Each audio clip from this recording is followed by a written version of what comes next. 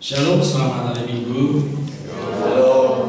Saya menyambut kepada kita semua yang hadir di tempat ini. Selamat datang di ibadah Raya Safari Park Baptis Fellowship. Terima kasih atas hadirannya Bapak Ibu Saudara yang hadir di tempat ini. Saya juga menyambut kepada Bapak Ibu Saudara yang mengikuti ibadah bersama-sama dengan kami melalui live streaming YouTube maupun di Facebook. Selamat datang. Tuhan Yesus memberkati. Kita sama-sama datang kepada Tuhan pagi hari ini. Biarlah kita mengucapkan syukur kita sebab kasih karunia Tuhan terus menyertai kita sampai pagi hari ini. Saya akan serahkan kepada Tuhan.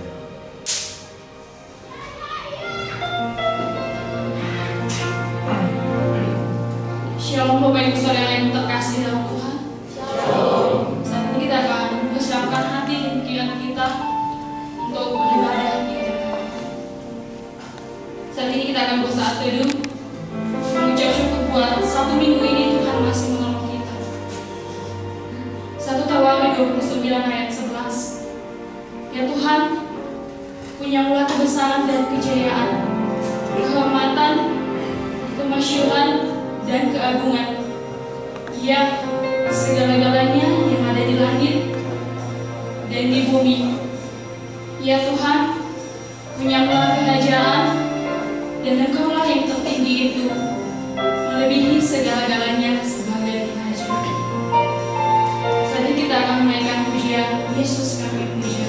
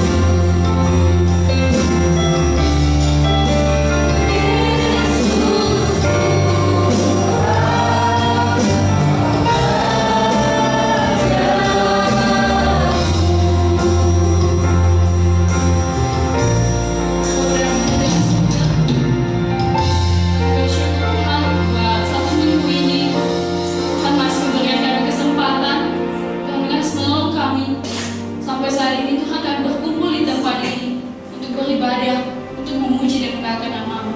Saat ini Tuhan kami siap untuk memuji dan memuliakan nama-Mu di atas segala dari surga. Bila doa kami Tuhan, bila pujian kami saat ini di hadapan-Mu. Dalam nama Yesus kami berdoa dan mengucap syukur. Amin. Masih ada sukacita? Amin. Saat ini kita akan menyanyikan lagu pujian Hari Ini Ku Rasa Bahagia.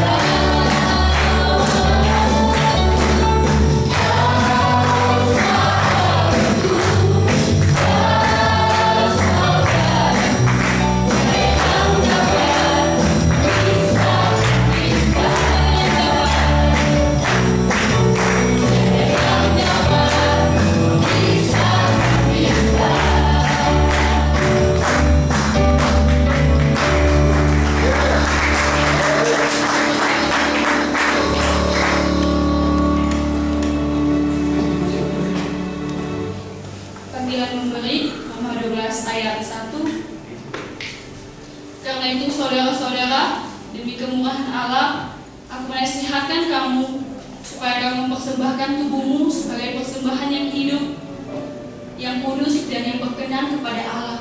Itu adalah ibadahmu yang sejati. Saat ini kita akan mengumpulkan persembahan untuk Tuhan. Kita akan menaikkan satu lagu pujian, Sungai Sukacitamu. Sungai Sukacitamu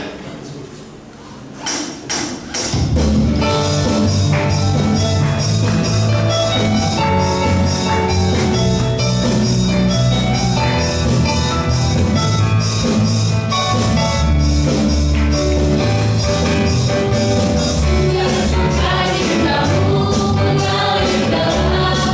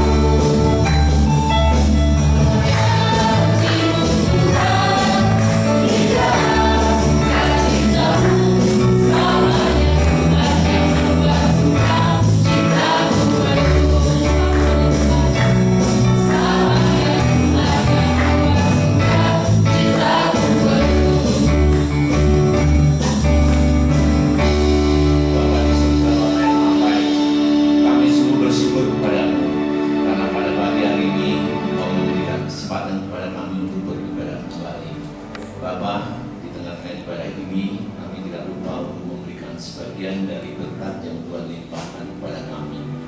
Tuhan, kami mohon kepada Tuhan, persekutuan kami, persembahan kami, biarlah berkenan di hadirat Tuhan. Tuhan, kami berdoa kepadamu, biarlah uang yang berkumpul ini adalah semata-mata demi kemuliaan Tuhan, demi mewartakan kebaikan Tuhan, demi mewartakan kasih Tuhan, demi mewartakan pengorbanan Tuhan untuk menebus dosa umat manusia. Terima kasih Tuhan atas kesempatan yang Tuhan berikan kepada kami, dan biarlah kami bersukacita karena apa yang sudah kami lakukan ini berkenan di hadirat Tuhan. Terpujilah nama-Mu, di dalam nama Yesus kami alaskan doa ini. Amin. Amin.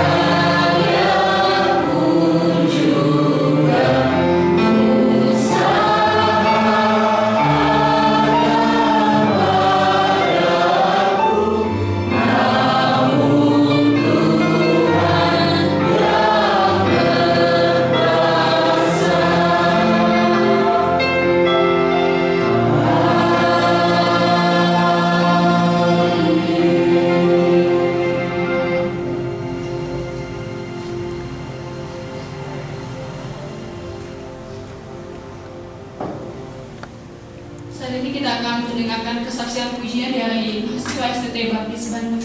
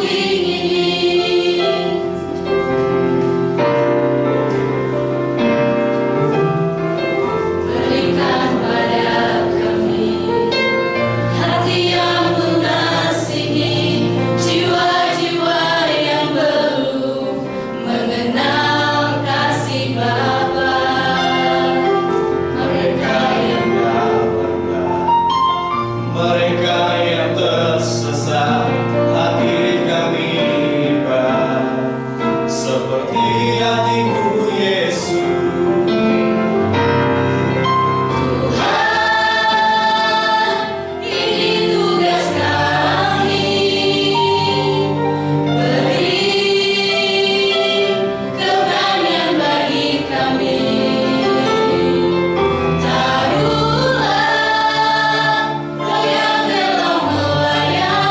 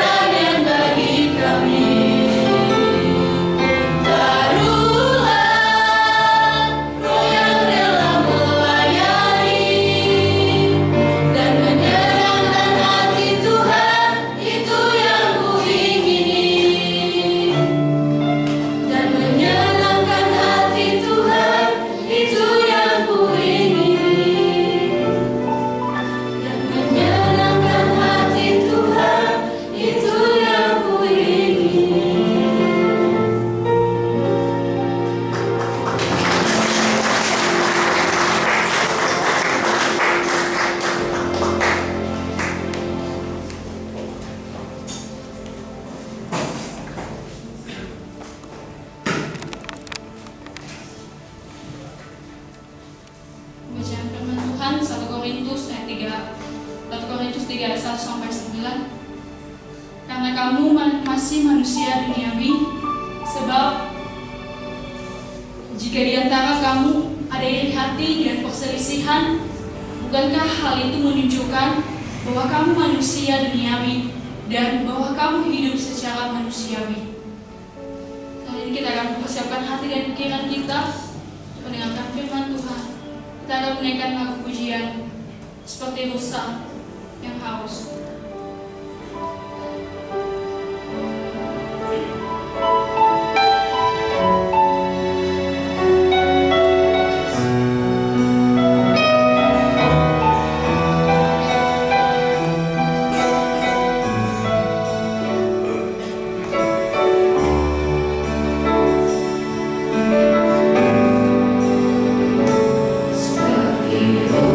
Saya mau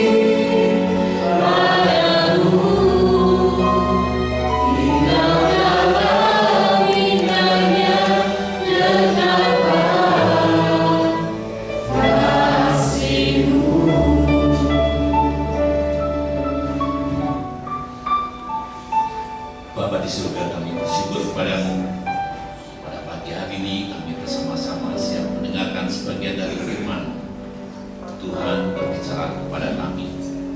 Apa sih yang harus kami lakukan Tuhan pada hari ini dan seterusnya. Dan kami tahu Tuhan berbicara dan kami siap mendengarkan. Terima kasih Tuhan. Di dalam nama Yesus kami alaskan doa ini. Amin. Selamat pagi saudara. Pagi. Senang saudara tetap setia beribadah. Dan saya masih mengingat beberapa di antara saudara yang setia beribadah. Mungkin saudara, bagi saudara yang baru mengenal saya, melihat flyer, melihat pengumuman, mungkin pendetanya muda karena rambutnya hitam dan juga kelihatan masih fresh. Tapi setelah saudara lihat secara pribadi, lihat langsung, ternyata lo kok tua gitu. Usia saya sekarang 66 tahun ya, 66 tahun, dan saya mencoba untuk berolahraga, mengikuti Pak Tony jalan kaki, dan akhir-akhir ini saya naik sepeda. Jadi saya juga jalan kaki, saya naik sepeda gitu. Tapi tetap saja ya saya kok masih belum terinfeksi itu. Tapi rupanya ada satu rahasia, katanya kalau ingin mengurangi berat badan itu nggak cuma olahraga, tapi makannya juga harus dikurangi gitu. Ternyata itu makanan itu 80% saudara yang dapat mempengaruhi naik atau turunnya tubuh kita. Jadi kalau kita olahraga keras tapi makan kita masih banyak, ya tetap saja berat badan akan malah naik mungkin. Itu yang saya alami pada saat beberapa tahun yang lalu, pada saat kami main tenis gitu. Kami main tenis dengan Dan Rem, bermain tenis dengan pemilik rumah sakit Bogor Medical Center begitu. Dan apa yang terjadi saudara? Wah, kami rasanya sudah capek gitu karena tenis kan, apalagi dengan militer gitu. Tapi kok berat badan nggak turun-turun? Kenapa? Ternyata kalau habis tenis itu kami makan saudara. Dan makannya itu di all you can eat saudara. Nah itu kan wah ya sudah nggak karu-karuan saudara ya. Itu hampir setiap saat mesti makan bareng dengan mereka gitu. Yang mereka kan orang-orang kaya ya, orang-orang kaya, jadi nggak ada masalah. Ayo loh Pak, usaha dokter saya nggak bisa ikut dokter karena di rumah ada teman-teman pendeta. Udah teman-teman pendeta semua diajak aja ke sini gitu. Jadi kami makan. Jadi itulah yang kami lakukan. Dan sekarang saya coba makan dikurangi saudara. Kalau dulu 1 piring, sekarang setengah piring. Saya coba kurangi gitu. Dan ternyata badan lebih enak, lebih enak.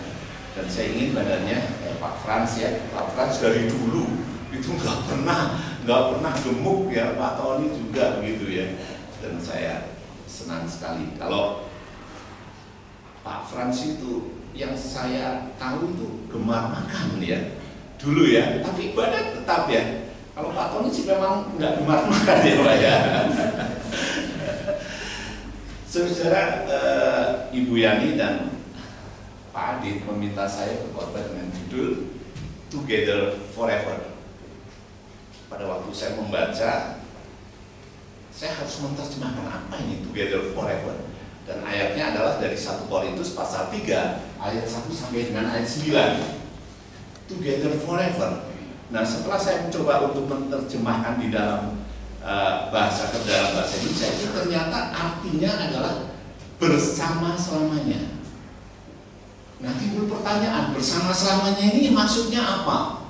Oleh karena itu saya harus melihat, membaca berkali-kali 1 Korintus pasal 3 ayat 1 sampai dengan ayat 9. Nah ternyata yang dimaksud Together Forever adalah bersama-selamanya adalah agar saudara tidak terjadi penggolongan-penggolongan.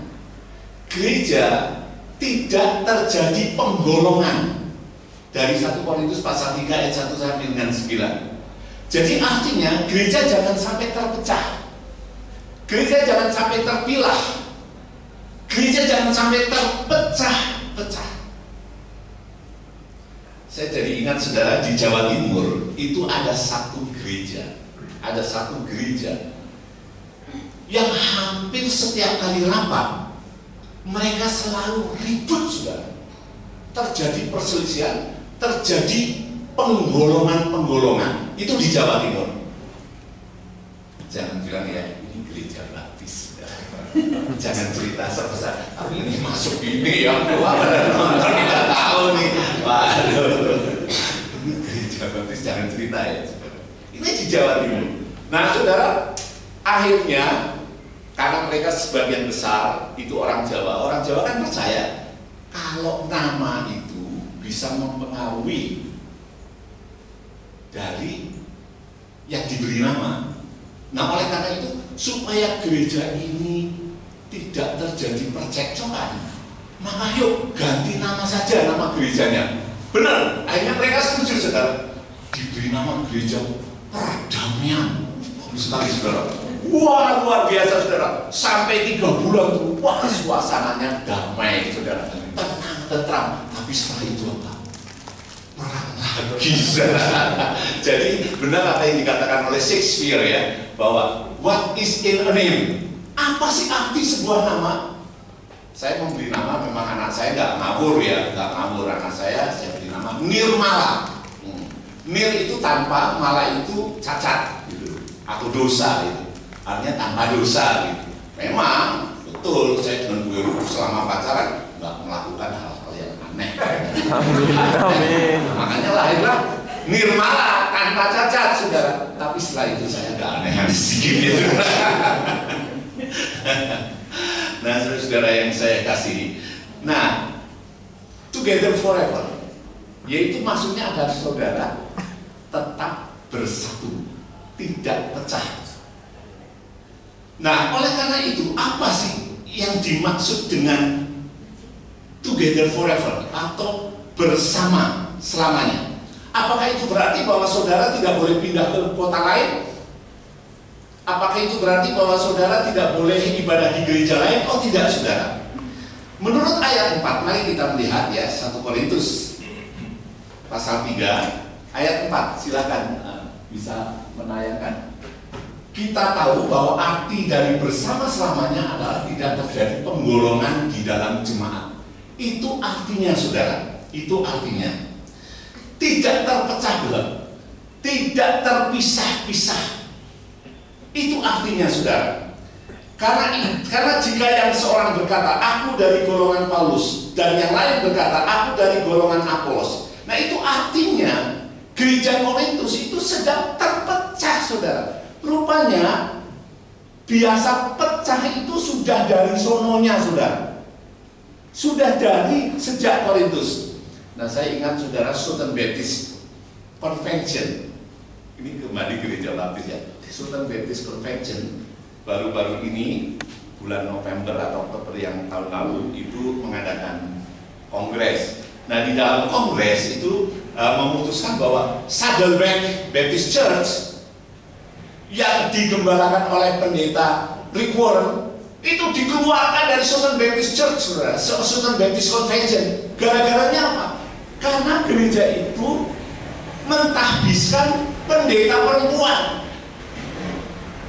Waduh, akhirnya gereja itu diberi kesempatan untuk membela diri sampai dengan bulan Juni kemarin.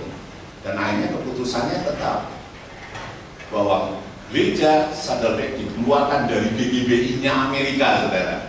Dikeluarkan dari GGBI. Padahal yang namanya pendeta Reborn itu pendeta yang mendoakan pendeta Presiden Barack Obama, saudara. Itu yang mendoakan pada waktu pelantikan. Tapi tetap aja dipecat saudara dari Southern Baptist Convention. Dipecat saudara. Nah saudara, saya jadi ingat saudara, saya juga pernah menjadi dewan pentahbisan saudara. Anggota dewan pentahbisan perempuan menjadi pendeta di gereja baptis. Nah pada saat kami siap memeriksa Ibu Budiman, Ibu Mariani Budiman, sekarang gembala sidang di gereja baptis Cipaganti, Bandung. Nah pada waktu itu anggota dewannya adalah saya, pendeta Jumali, pendeta Kang Saragi, pendeta Raharjo, berempat. Apa yang terjadi saudara setelah kami memeriksa dan bilang bahwa Ibu Mariani Budiman layak ditahbiskan menjadi pendeta? Begitu disampai di Kongres seluruh Indonesia, ditolak, saudara. Rupanya umat Baptis di Indonesia masih belum bisa menerima perempuan jadi pendeta. Padahal GKI sudah lama, gak ada masalah gitu. Loh, dasarnya apa? Dasarnya apa? Kenapa saya setuju perempuan jadi pendeta? Mungkin saya tidak sama ya pendapatnya dengan Pak Adit ya, mungkin gitu. Tapi nggak apa-apa, kita nggak apa-apa beda pendapat. Wong pendapatan aja kita beda kok. Nah, saudara, saya setuju kenapa perempuan jadi pendeta boleh. Karena Tuhan memberikan karunia kepada laki-laki dan kepada perempuan sama persis. Nggak ada yang beda, sama persis. Karunia kepada laki-laki dan karunia kepada perempuan itu sama persis. Tapi Southern Baptist Convention itu berlandaskan pada peraturan yang sudah diberlakukan sejak ratusan tahun yang lalu, katanya begitu. Oleh karena itu, menurut saya dia lebih taat kepada peraturan manusia daripada firman Tuhan. Menurut saya, saudara. Nah, saudara yang saya kasih, itulah arti dari Together Forever. Saudara dan saya jangan sampai pecah. Dan saya senang pada pagi hari ini, saya melihat ini bagus yang hadir. Terima kasih Pak Tony, luar biasa ya. Bagus ini, yang hadir bagus gitu. Saya nggak tahu minggu-minggu sebelumnya pasti lebih bagus dari ini kali ya. Dan bagus, saya senang sekali. Nah, saudara-saudara yang saya lihat, mengapa kita bisa tidak bersama-selamanya? Coba ada, mengapa kita bisa tidak bersama selamanya? Ayat 3a. Mengapa kita bisa tidak bersama selamanya? Karena kamu masih manusia duniawi. Kenapa di dalam gereja terjadi pengotakan? Kenapa di dalam gereja terjadi penggolongan-penggolongan? Kenapa di dalam gereja terjadi perpecahan? Kenapa di dalam gereja terjadi terpisah-pisah, terpilah-pilah, terbelah? Karena di dalam gereja masih ada manusia duniawi. Di gereja manapun, saya katakan, di gereja manapun ada manusia duniawi. Di gereja Baptis Pak Baton di mana saya dulu membalakan ada. Di gereja Baptis Salatiga pada waktu saya membalakan di sana ada. Di gereja Baptis Tanjung Karang ada. Di gereja Baptis Pangrango waktu saya membalakan di sana ada. Jadi di setiap gereja ada. Di setiap gereja ada. Nah, perpecahan terjadi karena apa? Karena masih ada manusia duniawi. Manusia duniawi itu siapa?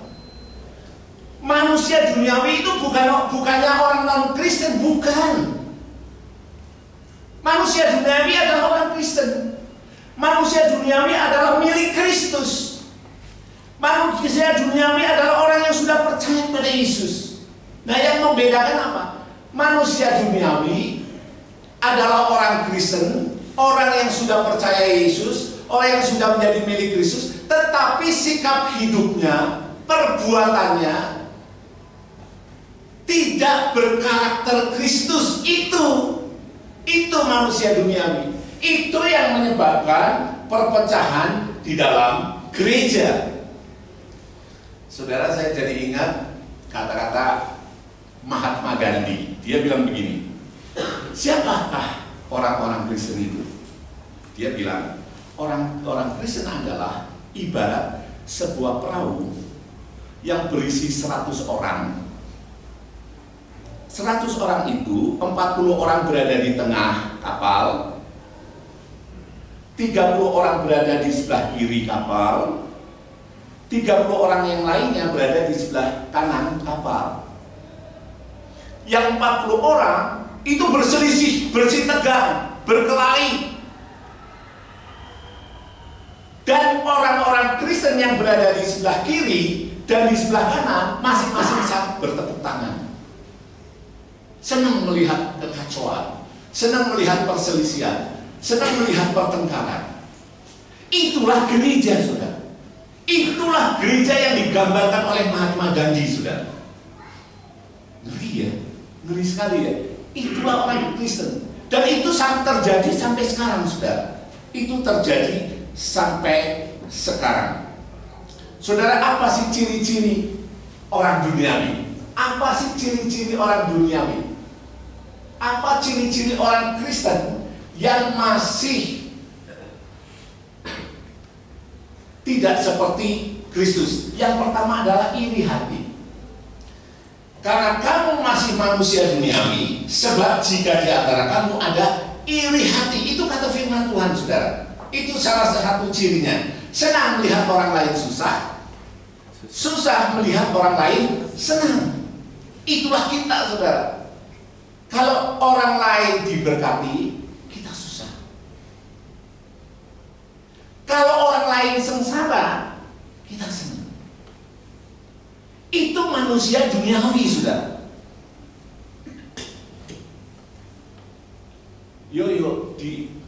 Ada nggak manusia duniawi? Di gereja ada nggak? Ada. Dia datang sekarang. Datang. Oh, datang. Bajunya apa? Ada, saudara. Ada, Pak. Yang pakai jas, katanya begitu. Ya, cuma saya doang ya pakai jas. Nah, saudara, satu iri hati, saudara. Itu selalu ada di dalam gereja, selalu ada orang iri hati. Ada. Saya menggembalakan di 5 gereja, saudara. Saya tahu persis. Ya di Salatiga di Jawa Tengah, ya di Tanjung Karang, ya di Bogor. Ada, saudara. Ada. Satu keluarga dikunjungi oleh gembala sidang. Keluarga yang lain mulai bicara dengan yang lain. Gembala sidang senangnya mengunjungi tempatnya Pak Tony. Habis di rumah Pak Tony banyak makanan. Nah, aduh, iri, saudara. Tapi satu saat saya mengunjungi orang yang miskin, saudara. Namanya Pak Freddy. Saya mengunjungi. Tetap ada aja suara. Alah, senangnya mengunjungi Pak Freddy. Karena biar dikatakan pendeta baik. Waduh, jadi ada aja, saudara. Ada saja, saudara. Jadi mengunjungi orang miskin salah, mengunjungi orang yang berpunya juga salah, saudara. Ya sudah, nggak bisa mengunjungi begitu ya. Tapi nggak bisa, saudara. Tetap aja harus melakukan tugas itu. Jadi iri hati. Dan yang kedua adalah suka berselisih. Karena kamu masih manusia duniawi. Sebab jika di antara kamu ada iri hati dan perselisihan, hanya masalah sepele ribut. Hanya masalah sepele ribut. Ini terjadi, saudara. Di gereja, pada waktu saya membalakan, saya nggak sebutkan namanya ya, gereja. Itu hanya masalah sekretaris melipat lembar pengumuman apa buletin gereja. Biasanya lipatnya jadi 2, ini lipatnya supaya baik jadi 3 gitu. Itu ada masalah. Itu jadi masalah di dalam gereja. Wah, itu harusnya nggak boleh tuh. Orang baptis nggak bisa tuh melipat tuh harus 2 di mana-mana gereja baptis. Kalau melipat buletin cuma 2. Aduh, cuma begitu aja kok masalah. Terus pikir saya ya. Pembawa acara perempuan, singer-singer perempuan, semuanya harus pakai blazer dan celana. Menurut saya jauh lebih sopan. Menurut saya lebih sopan daripada worship leadernya, pembawa acaranya pakai rok mini. Nah, menurut saya jauh lebih nggak baik. Oleh karena itu saya silakan kalau pakai blazer, menurut saya bagus sekali. Tapi apa yang terjadi? Itu menjadi persoalan sampai masuk di dalam rapat panitia para perancang, saudara. Rame, saudara. Itu terjadi. Nah, sebenarnya itu perselisihan. Dan itu manusia duniawi. Saya harapkan setelah saya khotbah ini, saudara nggak terlalu mempersoalkan hal-hal yang remeh-temeh lagi. Oh, masa gereja kok bangkunya dicek warna gini sih, hitam enggak, putih enggak, harusnya jelas dong, putih-putih, hitam-hitam. Aduh, hanya masalah cek dipersoalkan. Sudah kalau gitu diumumkan, besok pengambilan keputusan, warna bangkunya warna apa? Waduh, suruh satu hitam, satu hijau, satu putih. penting suamimu. Wah, campur jadi satu warnanya. Nih, terus kemauan saudara. Saudara, itu Terus yang ketiga, merasa lebih penting daripada yang lain. Itu ayat 7 mengatakan begitu. Coba saudara lihat ayat 7. Salah seorang tolong membacakan ayat 7.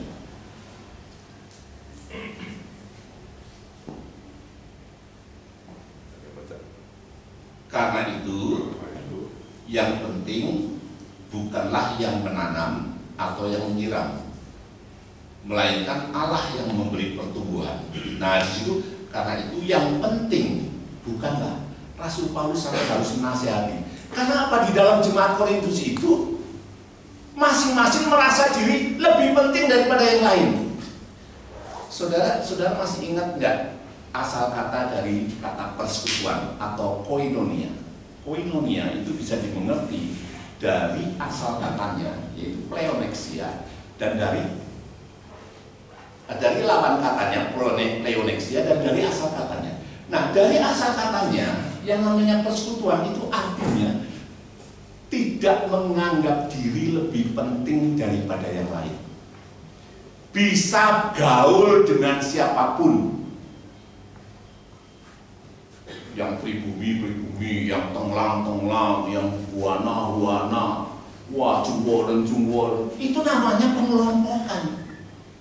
Yang Ambon, yang Jawa, yang bingung Pak Adit, Jawa enggak, Batak enggak. Karena ibunya Batak itu papi dan maminya adalah adik kelas saya di STP, jadi saya. Lah Pak Adit bingung. Mami saya Batak, ibunya, bapaknya Jawa. Enggak ada, saudara. Nama Batak kok Suparmo itu enggak ada. Nah, itu bapaknya Pak Adit tuh. Enggak ada kan? Nah, saudara yang kalau saudara Manado dengan Manado, Arab dengan Arab, Jawa dengan Jawa, Cuboran dengan Cuboran, Inijen dengan Inijen, itu namanya pengelompokan. Bukan persekutuan. Merasa diri lebih penting. Merasa diri lebih penting daripada yang lain. Nah, sekarang bagaimana caranya agar kita bisa bersama selamanya? Bagaimana caranya? Yang pertama, ingat bahwa hanya Allah yang mampu menghidupi gereja. Di ayat 6 dikatakan, aku menanam, Apolos menyiram, tetapi Allah yang memberi pertumbuhan. Arti dari memberi pertumbuhan adalah yang menghidupi. Rasul Paulus boleh menanam, tapi kalau ada yang menghidupi, emang dia bisa hidup? Jemaat? Enggak. Oke, si Apolos bisa menjadi gembala sidang baik, tapi kalau di dalamnya tidak ada kehidupan, gereja itu akan bubar, mati, saudara. Saudara, betul bahwa Paulus penting, betul bahwa Apolos penting, betul bahwa yang menanam itu penting, betul bahwa yang menyiram itu penting. Tetapi kalau tidak ada yang menghidupi, gereja itu mati. Betul bahwa Pak Tony itu penting, betul bahwa Bu Yani itu penting, betul bahwa Pak Frans itu penting, betul bahwa Pak Adit itu penting, betul bahwa Pak Julius itu penting. Pak Julius itu jelek-jelek tapi penting loh Pak Julius. Merasa jadi jelek ya Pak Julius, penting loh Pak Julius. Loh, saya ingat kalau nggak ada Pak Julius itu pada waktu di pastori itu kami acara nggak meriah. Oh, Pak Julius yang bikin acara bagus ya Pak Julius ya, ya nggak? Bagus ya. Jawab. Nah, saudara, semuanya penting. Coba, Mas Yohanes, penting nggak? Penting banget, saudara. Coba satu kali ibadah nggak ada musik. Bagaimana perasaan saudara? Penting, semuanya penting. Pak Denny walaupun rambutnya sudah mulai berdorak ya, tapi Pak Denny itu penting loh Pak Denny. Pak Denny itu penting.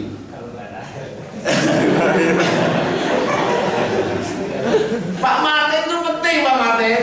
Jangan dianggap nggak penting. Penting di dalam gereja ini. Penting. Kita Kita semua penting, saudara. Kita semua penting. Nah, saudara, ingat, semua itu adalah karena Tuhan menghidupi kita. Nah, itu yang pertama, saudara. Sebab gereja itu menjadi seperti organisasi saja. Kalau seandainya tidak ada kehidupan di dalam gereja, ingat, gereja itu organisasi betul, tapi gereja itu adalah organisme yang hidup. Kenapa? Karena ada Allah di dalam gereja. Gereja sebrengsek apapun, ada Allah. Gereja setidak setia apapun, ada Allah di dalamnya. Ada Allah, saudara-saudara. Oleh karena itu, setiap anggota gereja, apakah dia jemaat biasa maupun pemimpin gereja, semuanya penting, saudara-saudara. Terus yang kedua, yaitu menjadi kawan sekerja Allah. Ayat 9 dikatakan, karena kami adalah kawan sekerja Allah.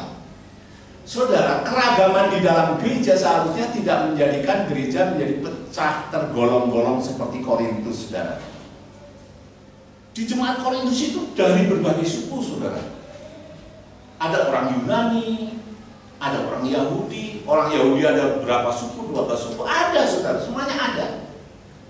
Tapi mereka bukannya menjadi semakin kuat, tapi semakin lemah, semakin lemah. Nah, Rasul Paulus mengingatkan kembali bahwa mereka adalah kawan sekerja Allah. Kawan sekerja Allah dalam bahasa aslinya adalah synagoge.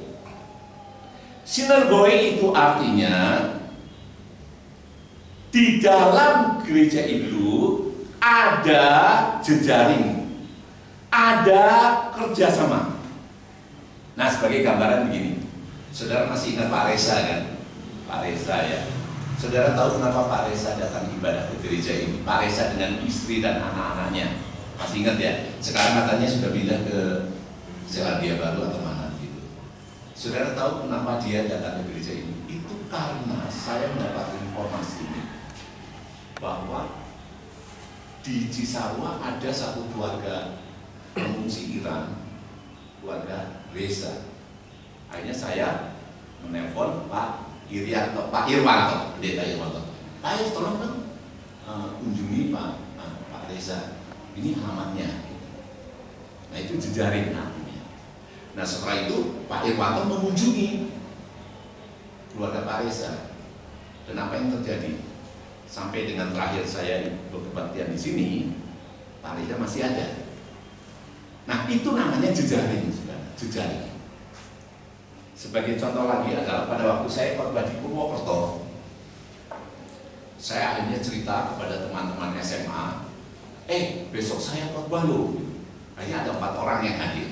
Nah, dari 4 orang itu ternyata 2 orang itu menyatakan diri menjadi gereja baptis, anggota gereja baptis. Dan tidak hanya itu, mereka juga memberikan kurang lebih 800 juta rupiah untuk merenovasi gereja. Nah, itu namanya jejaring, jejaring. Terus jadi pada waktu saya khotbah di gereja baptis Citrono di Semarang, saya juga mengumumkan kepada teman-teman di sana dan ada 2 orang datang gitu. Dan saya harap akan di follow up gitu. Nah, itu namanya jejaring. Nah, kalau saudara punya informasi apapun, coba sampaikan kepada gembala sidang. Dan biarlah terjadi kerjasama, berjejaring. Dan nama Tuhan pasti dimuliakan. Dan saudara pasti akan selamanya bersama-sama. Mari kita berdoa. Bapa di surga, Bapa yang maha baik, kami sungguh bersyukur kepadamu. Pada pagi hari ini Tuhan sudah berfirman kepada kami. Kami tinggal mempraktekkan. Memang kadang-kadang sulit Tuhan, karena itu terjadi di hampir semua gereja. Oleh karena itu kami mohon kepadamu untuk memberikan kemampuan kepada kami untuk mempraktekkan apa yang Tuhan maui. Terima kasih Tuhan. Terpujilah namamu. Di dalam nama Yesus kami alaskan doa ini. Amin.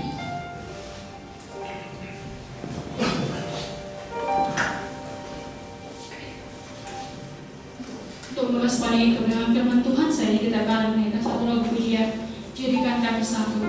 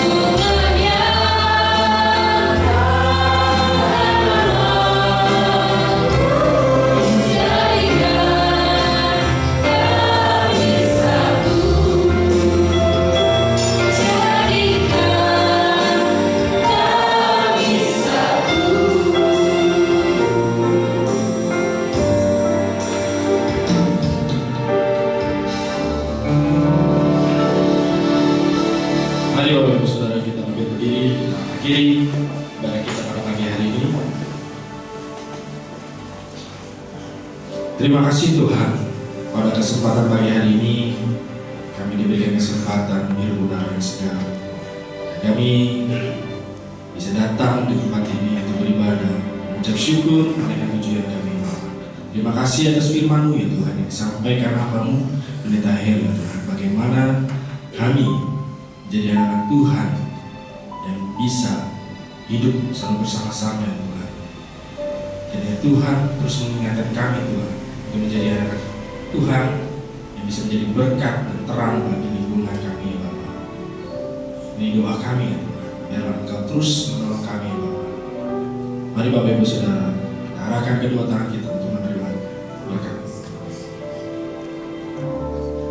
Berkatilah Engkau dalam keluargamu, anak cucu, dan pendidikan anak-anakmu. Berkatilah segala pekerjaan dan usaha yang dilakukan sehingga bisa mendapatkan keberhasilan dan bisa menjadi berkat bagi banyak orang. Pulanglah dengan kasih sukacita dan daripada Tuhan kita Yesus Kristus yang selalu menyertai kita dari sekarang sampai selama-lamanya, sampai Tuhan Yesus datang kedua kali. Amin. Terima kasih.